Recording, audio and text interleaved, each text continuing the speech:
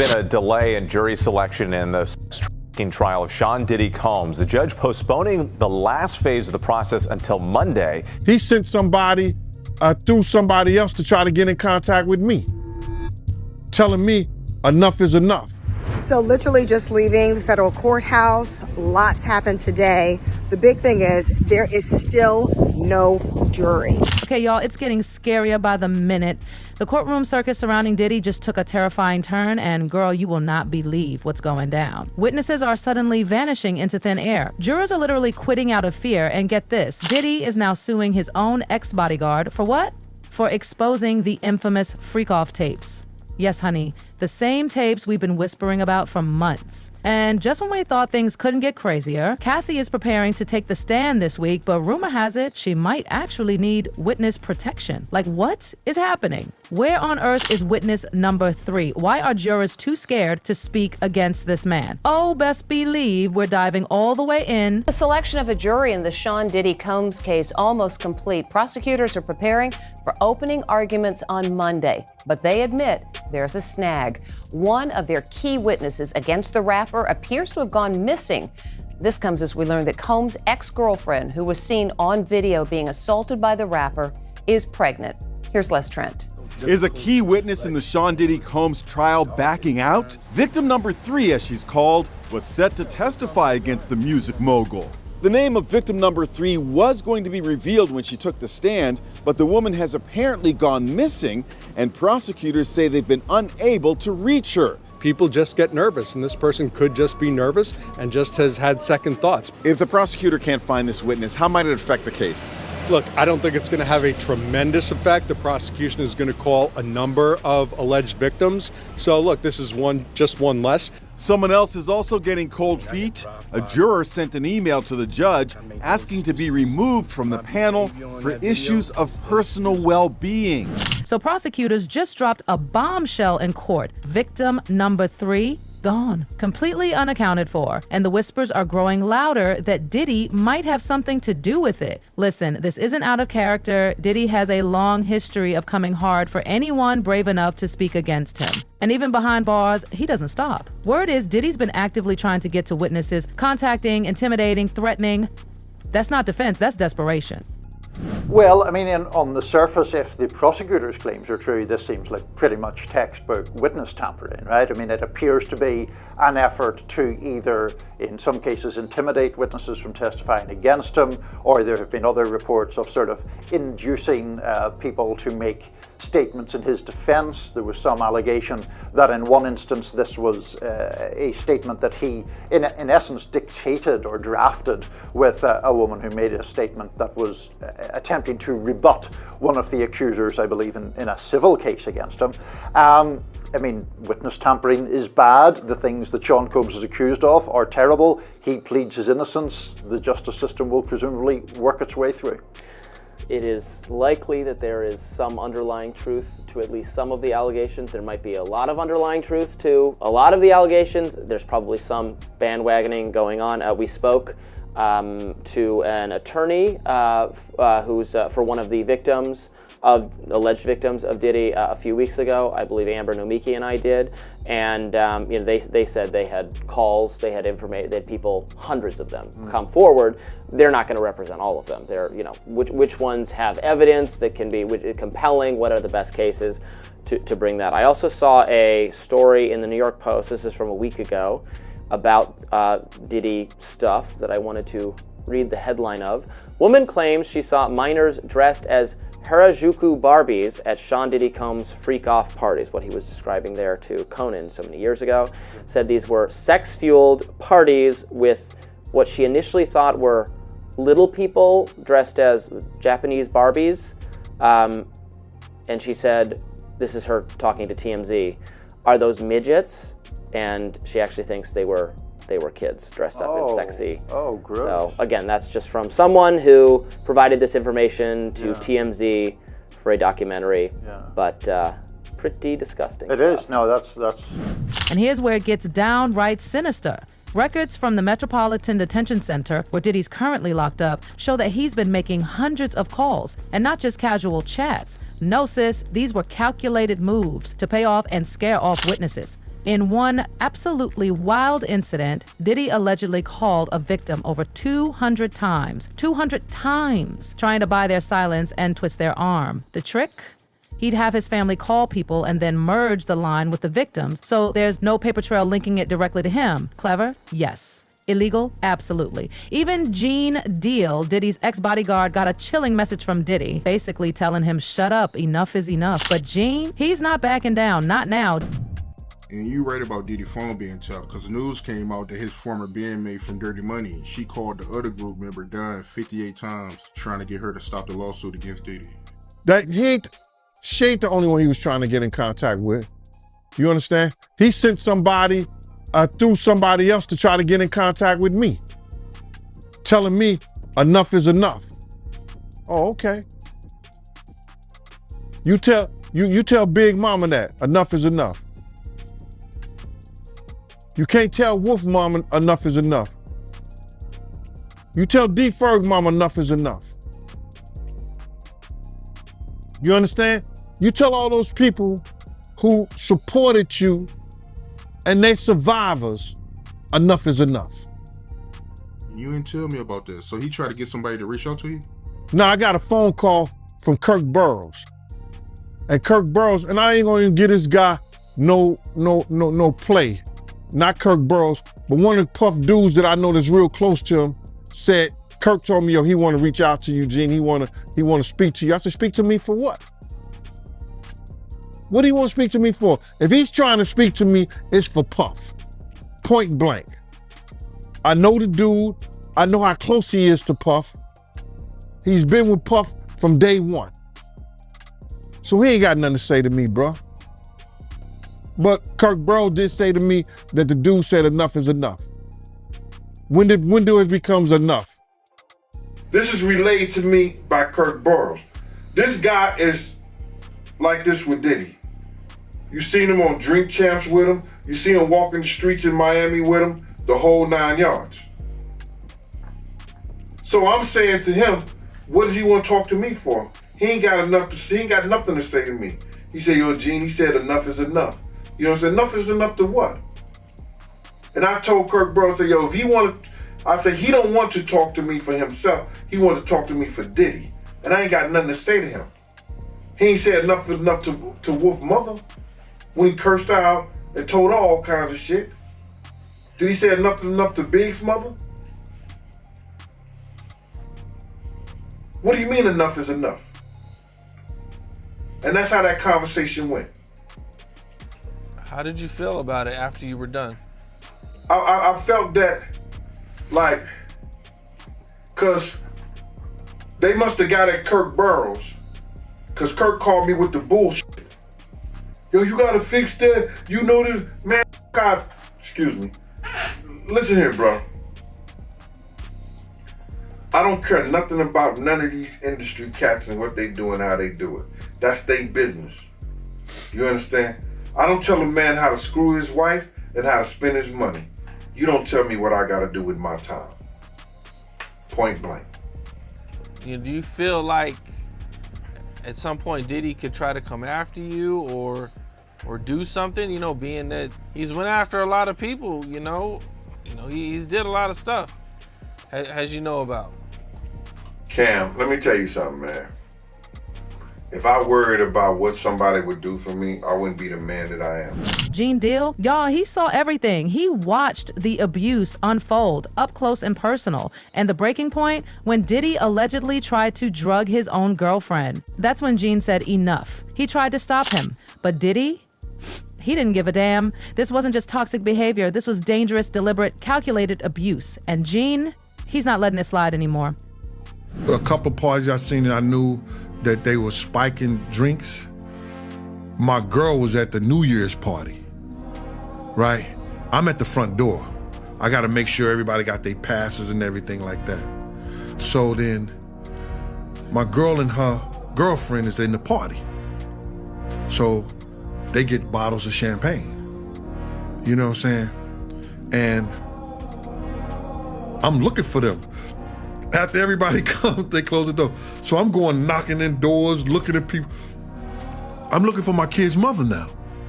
What's going on? And I'm getting hysterical. So I decided to go to the car, and I looked in the car. She was in the car asleep. She said, Gene, we started drinking the champagne, and I didn't feel good. And me and Debbie came here and went to sleep.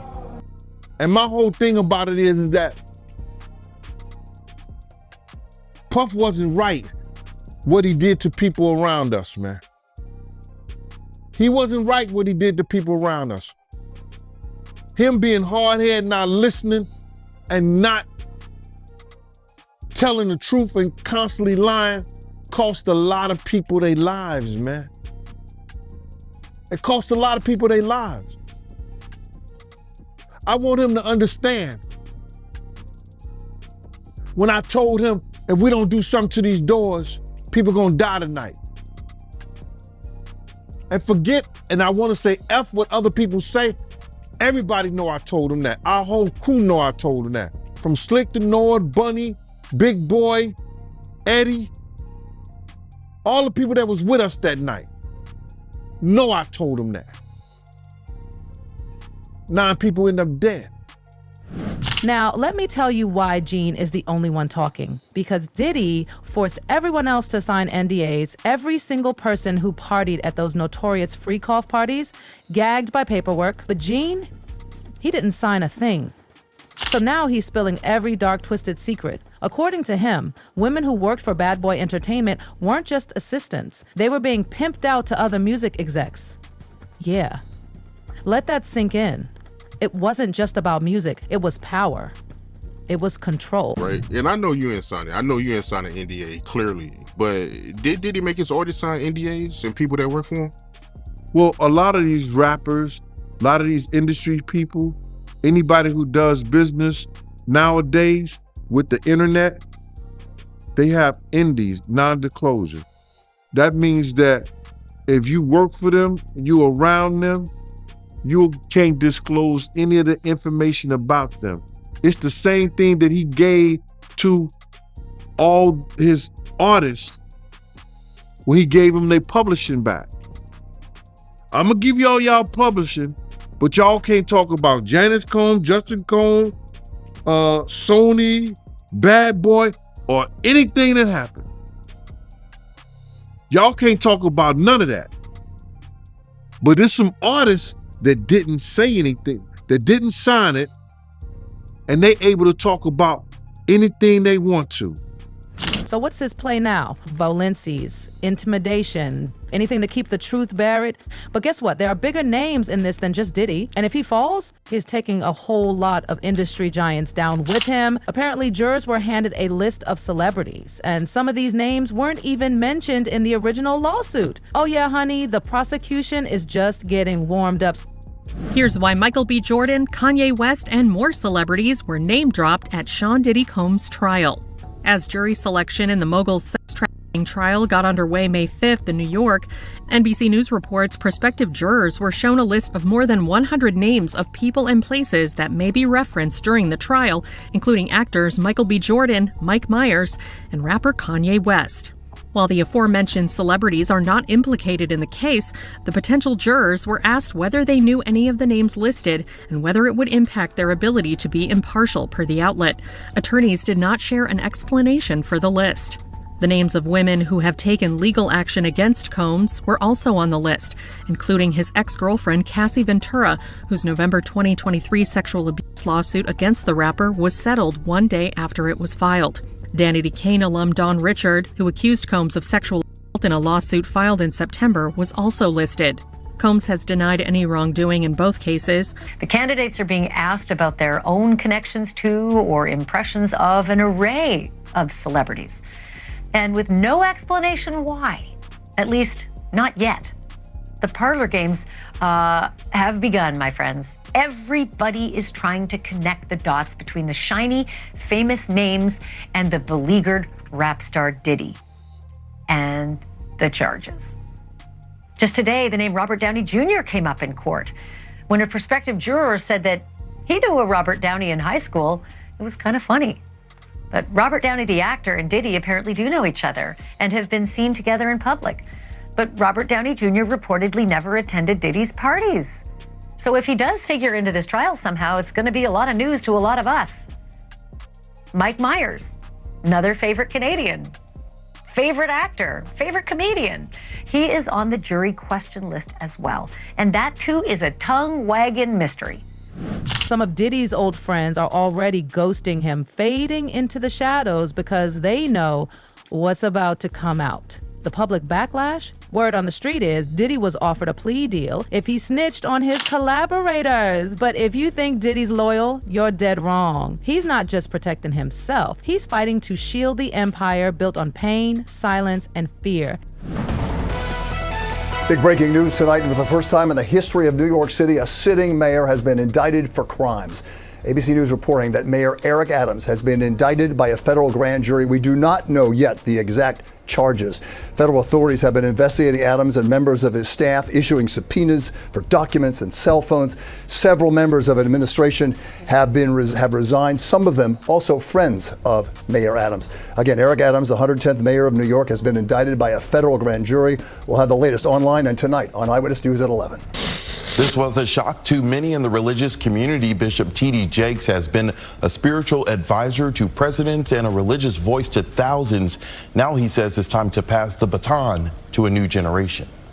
This is a beautiful moment for me. From the pulpit Sunday, Bishop Diddy Jakes announced that he was stepping down from leadership at the Potter's House, the Dallas megachurch he founded in 1996 and has led ever since. I cannot afford, especially after November, to risk something happening to me and you be sheep without a shepherd. This is video from the service Jakes is referencing in November. It wasn't until months after his medical incident that he confirmed to the public he had a heart attack. Now, 5 months later, he told his congregation he had been preparing his daughter, Pastor Sarah Jakes Roberts, and his son-in-law, Pastor Torrey Roberts, to take the lead. And things have now spiraled to the point that the whole trial has been postponed. Yup. Jury selection is frozen because now it's not just about guilt or innocence, it's about safety. Witnesses are being hunted down, threatened, their lives at risk. The government now knows without federal protection, these people won't survive long enough to testify. So literally just leaving the federal courthouse, lots happened today. The big thing is there is still no jury. They're so concerned about jurors backing out over the weekend once they find out that they're actually on the jury, that they're going to bring 43 of them back on Monday morning. They're going to strike them and then go right into opening statements. Part of that is because they received an email overnight that one juror backed out. She was like, this is just too much. I can't do it. Too much pressure. They had to strike another juror who did not give accurate information. He's engaged in a lawsuit with the city of New York and forgot to mention that. I have been in court every day this week. I've been in court every day since this whole case started, and I will be here every day in the courtroom all next week. There's been a delay in jury selection in the trial of Sean Diddy Combs. The judge postponing the last phase of the process until Monday. Here's ABC's chief investigative correspondent, Aaron Katursky.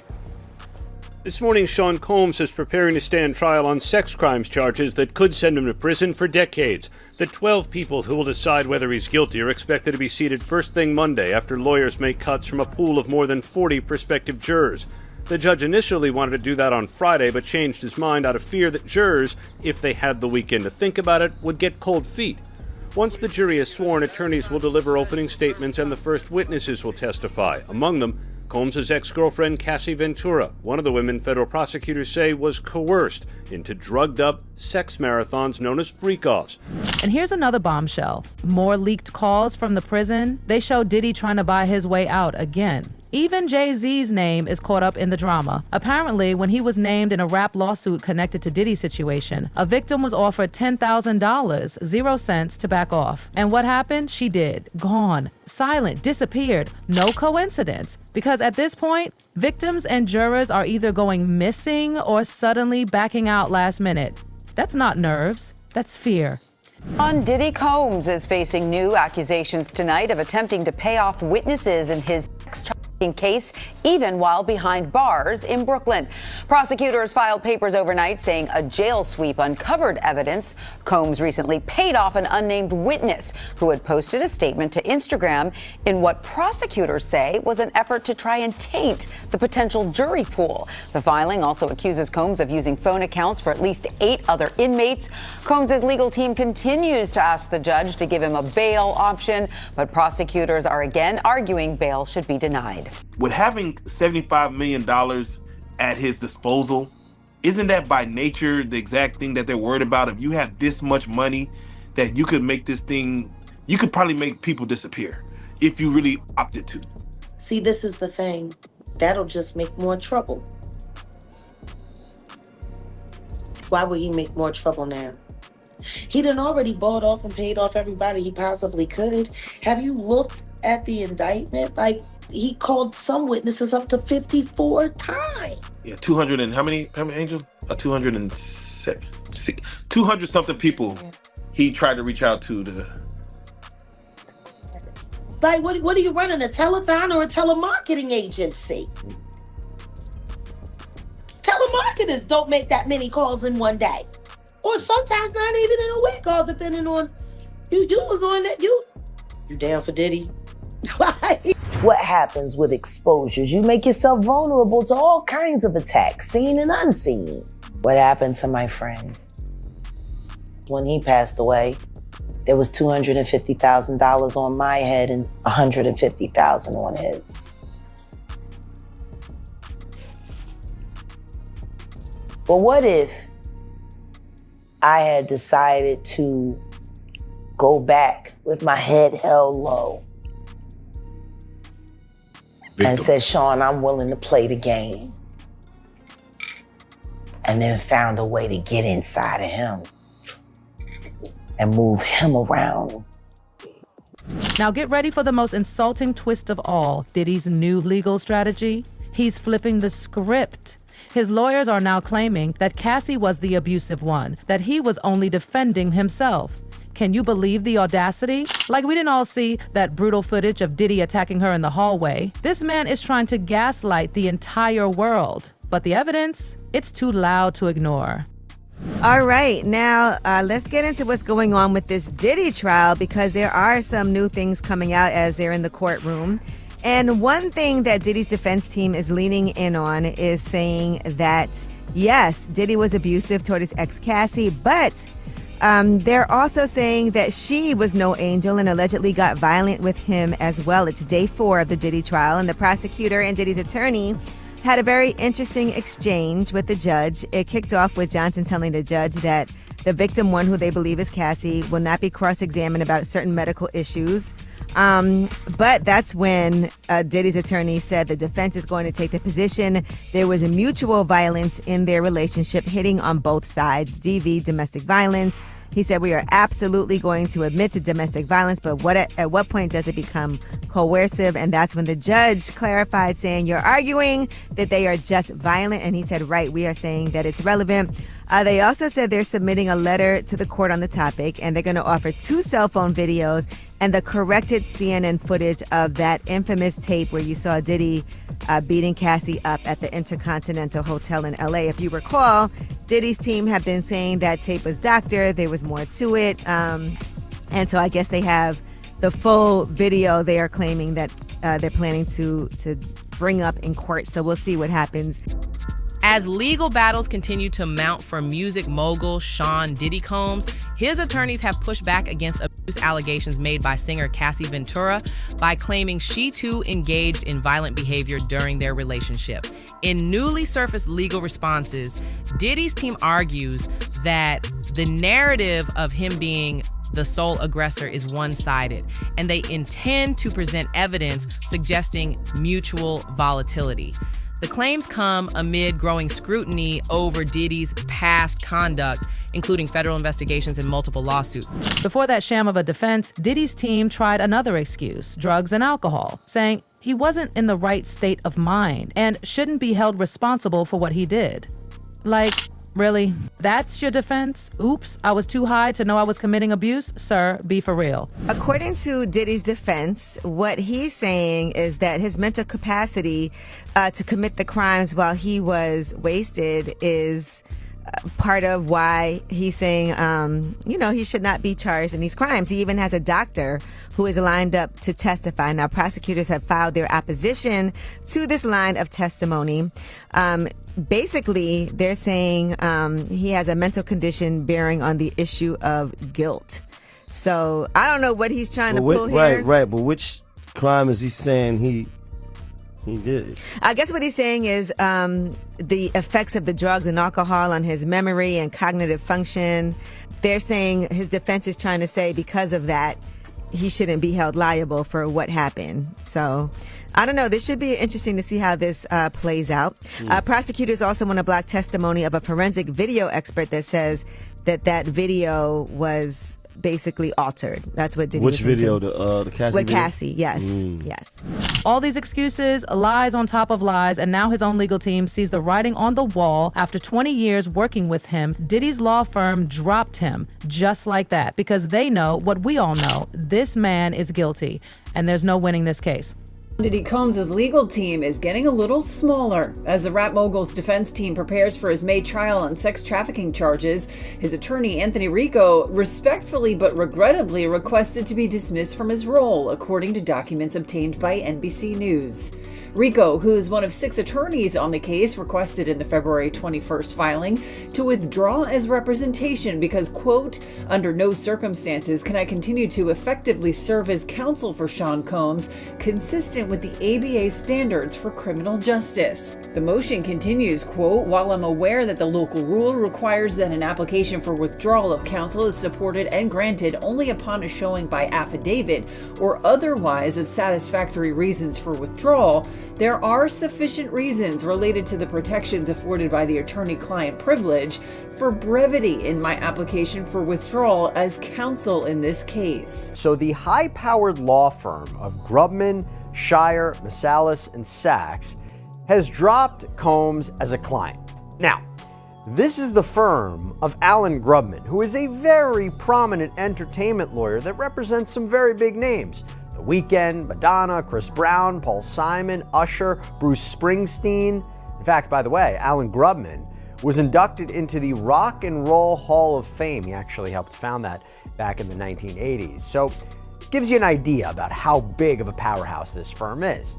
Now let's go back to Sean Combs. So the rumor circulating is that this firm did this because singer and actress Lady Gaga had threatened to leave the firm unless they parted ways with Combs. This is according to reporting by News Nation. And it's a big deal because the rapper and producer had apparently been with Grubman's firm for over 20 years. He was friends with Alan Grubman by all accounts. And now Diddy is freaking out, desperately trying to erase any shred of evidence before it hits the court. Like, we're talking full panic mode. His latest move? He's now challenging the search warrants that allowed authorities to raid his luxury homes in LA and Miami. Yep, the same ones that turned up all that nasty, incriminating material. His lawyers are crying that the warrants were unconstitutional. Girl, please. They're trying to throw out everything the feds found. Videos, files, hard drives, all of it. But let's be honest, if that evidence wasn't damning, why fight so hard to bury it? The defense is just grasping at straws now. It's obvious they're terrified of what's about to come out. Jury selection is officially underway in the sex trafficking trial of Sean Diddy Combs. Chloe Malas was in federal court today. And Chloe, no jurors selected, but a pretty revealing start to the 8-week trial. Lester, that's right. It was an illuminating first day of court. Combs entered the courtroom wearing a crew neck sweater and a white button-down shirt. He had some gray in his hair and in his goatee. And at one point, he told the judge that he needed to use the bathroom and that he was feeling a little bit nervous. Now, also, several celebrities were named today, although they haven't been accused of any wrongdoing. They might be mentioned during the course of the trial. Their names are Michael B. Jordan, Mike Myers, Kanye West, and his former girlfriend, Cassie Ventura, who has accused him of years of physical and emotional abuse. and she is expected to testify during the trial. Now, Combs has vehemently denied all of the allegations against him. I also want to point out that celebrity attorney Mark Garagos, he was present in the courtroom. His daughter is Tenny Garagos, one of the lead attorneys for Combs throughout this trial. Now, a source telling NBC News that he hasn't joined the team, but he is advising on jury selection. Now to Sean Diddy Combs, looking to suppress evidence in his federal trial. Senior investigative correspondent Aaron Katersky is back with the story. Good morning again, Aaron. And to you, Michael. You'll remember federal agents from Homeland Security Investigations were hardly shy when they raided Sean Combs' opulent homes in Los Angeles and Miami, guns drawn. The jailed music mogul now argues those searches and other searches of his iCloud accounts, electronic devices, and New York City hotel room following his arrest were unconstitutional. His lawyers argue evidence obtained through those searches must be suppressed. Diddy's lawyers say the government presented a grossly distorted picture of reality when applying for the search warrants, omitting certain facts and including salacious details from an unnamed producer that were never credible. Combs has pleaded not guilty to racketeering conspiracy, sex trafficking, and prostitution charges.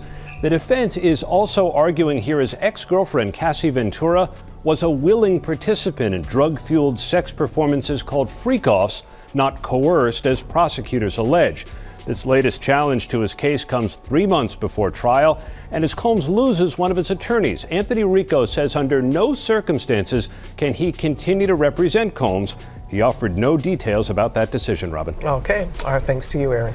And here we are watching this high-rise empire crash down in real time. From leaked tapes to silenced witnesses, shady deals to desperate legal stunts, Diddy is scrambling, clawing, kicking, trying to survive the very storm he created. But the world is watching now. The media, the fans, the courts, everyone has their eyes locked in on this train wreck. And more names, powerful names, are being dragged into the spotlight by the hour. So the real question isn't if the empire falls, it's who's falling with him. Who else has their hands dirty? Who else knew and stayed silent? One thing's for sure, this is just the beginning. You better believe more secrets are about to explode. Stay locked in, because this story, it's far from over.